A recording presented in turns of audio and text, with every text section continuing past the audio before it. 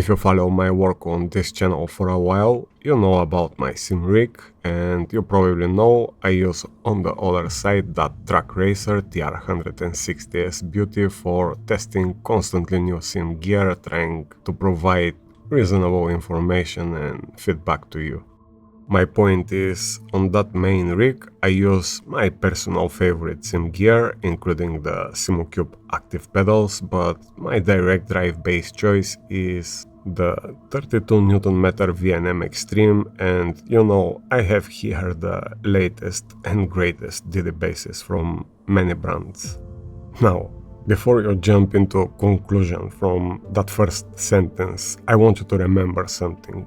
Personal favorite talking about anything is a very subjective statement. As I've said, if you give a bit more attention to my videos, you will see I use different bass on that testing rig almost every time. So, I never had the case to be faster or more consistent with any of those bases, being 8 or 32 Nm model, no matter the brand. They all have their own characteristics in terms of feedback delivery, but at this point the tech has evolved so much, it's almost impossible to go wrong with any of those.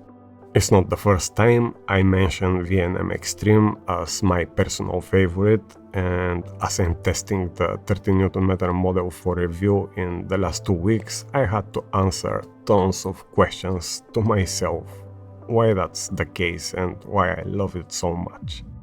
Before we dive deeper, the necessary disclaimer first: all the sim gear you have seen in this channel have been provided to me from those different companies without any conditions but honest feedback and review.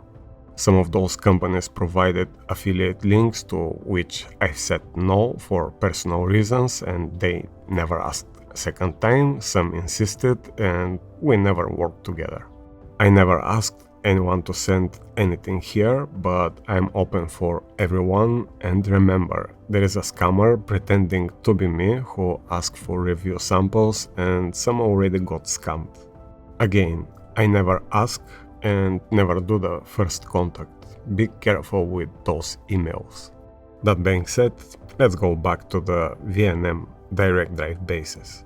There are 4 different models: 13, 18, 25 and 32 Nm. I have the 32 for almost a year on the main rig, and now testing the 13 Nm model, which is, I guess, the best case scenario to find the differences in feedback quality, as the power is obvious. All 4 bases use the same 23-bit optical encoder and the same controller, just different 5-pole motors on the same software.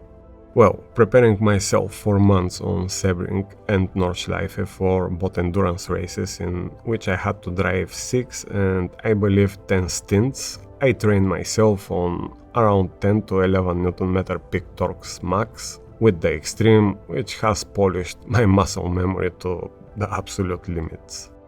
Making that clear, moving to the small model in those same limits, there is absolute zero difference to my senses. The force feedback delivery of every effect is absolute copy and paste.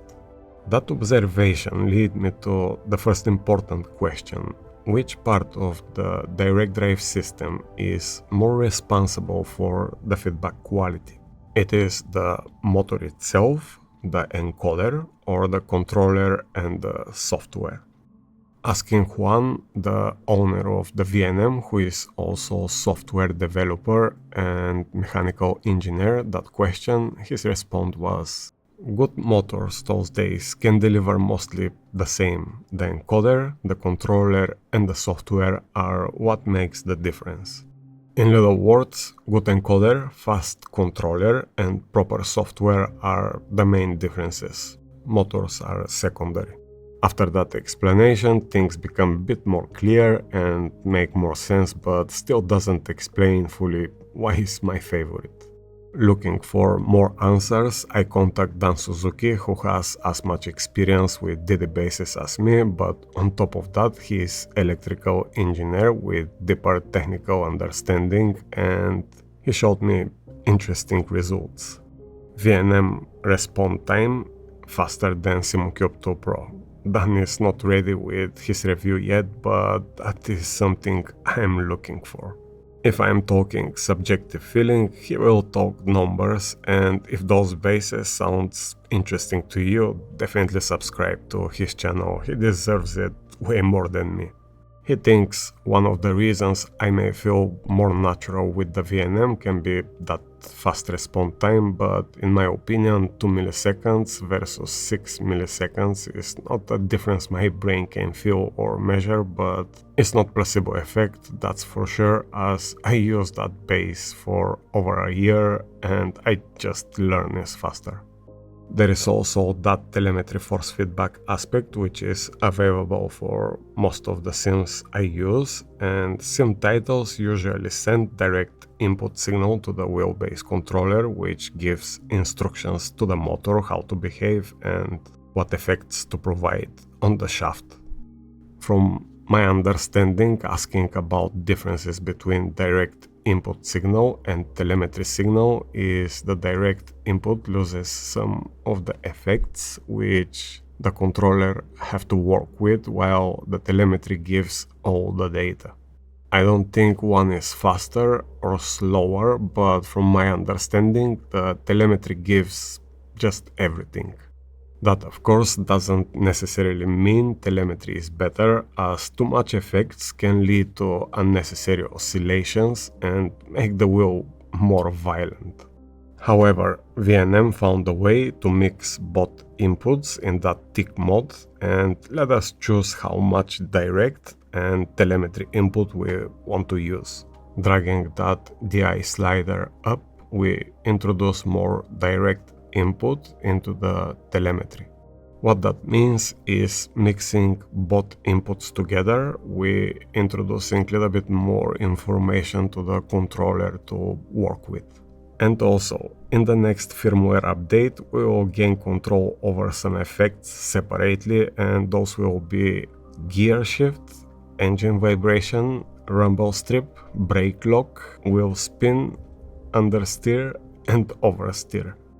I think having control over those effects will be absolutely awesome and will give some advantage over the competition. I can't wait to see those and feel what's the difference boosting different effects accordingly to my personal likes.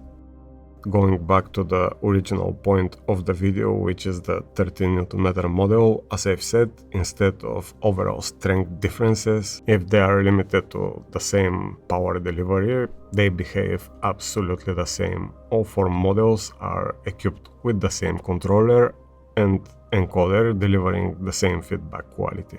No question about it.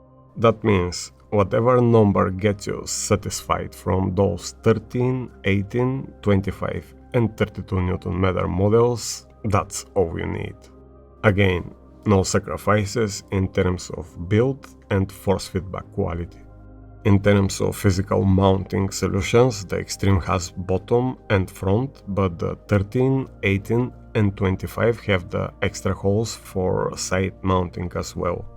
All models use the same quick release, which is very secure, and the wheel side way more affordable, but I have changed mine to energy style as I have already invested more than 1k in that model. Another difference is, except from the flagship Extreme, the rest are coming with the plastic emergency button for cost saving, but you can get the aluminum version if you want to pay the premium price. The unboxing experience is very simple, without any advertising labels around, and if you care about shiny, flashy stuff, you won't get it here. Now, moving to the software where the magic happens, things are quite different to the standards today, but still simple. In the VNM Extreme review, I complained about some stuff which haven't changed 1 year later, but with the experience I gain, I don't mind the few extra steps I have to do anymore. For example, most brands have automatic firmware upgrade with few mouse clicks, but here we need separate tool and physically put the base in DFU mode through the button.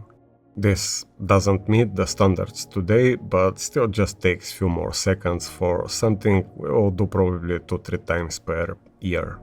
Not ideal, but definitely not deal breaker, at least for me, to activate the telemetry and tick mode for the sims which send that signal, like LMU, iRacing, Race Room, R-Factor, AC, ACC. Just go open that window, go to plugin and double click on the auto to install. Again, install just the auto, nothing else. Then go to Windows and click on telemetry. For iRacing, you have to go to iRacing app.ini file and change the IR SDK log 360 from 0 to 1. After that, the games which support telemetry data will be detected automatically. On the left, choose the force feedback mode, which are direct, telemetry, or tick, which makes both signals depending on the DI slider position, more slider, more direct input, less slider, more telemetry input. On the other side is the smoothness filter, which can confuse some, so remember, 0 is filter off, but 1 is the absolute max filter. I know some like me will try to test both extremes and won't find the difference, as the max number is less filter, but 0 is also filter off. And for iRacing, at around 30 is very smooth experience, but play with that filter from 30 to 150 on your favorite sim and see what you prefer. Another important thing to remember is with every change on each slider and option, we have to hit apply. If you ask about my personal favorite settings, depends what I'm looking for. For everyday driving, I may use high torques like 15-16 Nm on the extreme or close to max to the 30 Nm model, but I will add sometimes up to 50% friction filter depending on the car.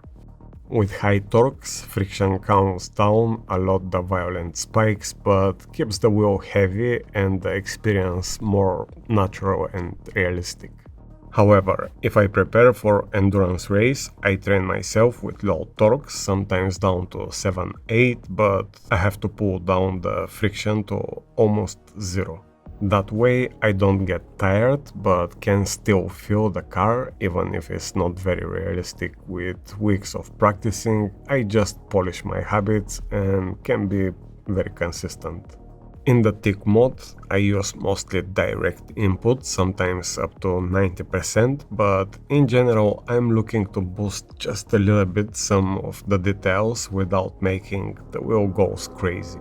I really love that full settings control, and I can't wait to get the control of each effect individually. So, I have admitted it's my personal favorite, but I'm not saying it's game-changing experience. As I've said, I test constantly different bases, and usually within an hour session I'm up to speed and get everything I need as information to drive the car. That tech is on the edge, I believe, but VNM just had decided to package the best possible hardware and take advantage of it from the software, and all that for very reasonable prices. They have a little bit better specs than Simucube, but also a bit more affordable and a bit more expensive than Moza and Simagic because of the more expensive hardware. I think absolutely fair price for what it is.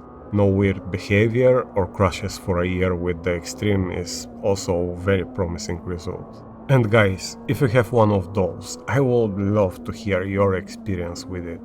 Remember, your voice is way more important than mine.